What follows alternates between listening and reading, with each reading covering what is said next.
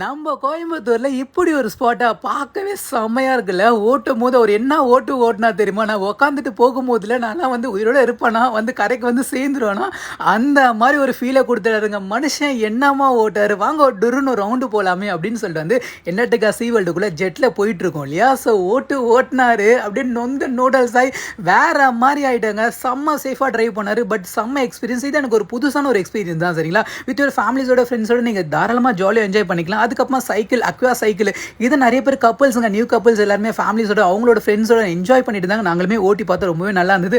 அதுக்கப்புறமா கயாக், இது எந்த சைடு ஓட்டணுன்னே தெரியல, ரைட்டு லெஃப்ட்னு போது எப்படியோ கரைக்கு வந்து சேர்ந்தாச்சு. நிறைய ரைட்ஸ் இருக்குது இவங்க கிட்ட. அதே மாதிரி இந்த சீ வேர்ல்டில் பார்த்தீங்கன்னா இவங்க ஈவெண்ட்ஸ், பர்த்டே ஃபங்க்ஷன்ஸ் நிறைய ஆர்கனைஸ் பண்ணிட்டு இருக்காங்க. இந்த கப்பலை பற்றி நான் சொல்லி ஆகணும். நான் ஓட்டுறேன், என்னவே ஒரு ஃபேமிலி, வாவ், பார்க்கவும் கேட்கவும் ரொம்பவே நல்லா இருக்குல்ல. இவங்களோட கான்டாக்ட் டீட்டெயில்ஸ் எல்லாமே கொடுக்குறேன். ஸ்டெடினா இருங்க. பாக்கெட் வியூஸில் நிறைய வீடியோஸ் வந்துட்டு இருக்கு. கடவுள் பிளஸ் யூ.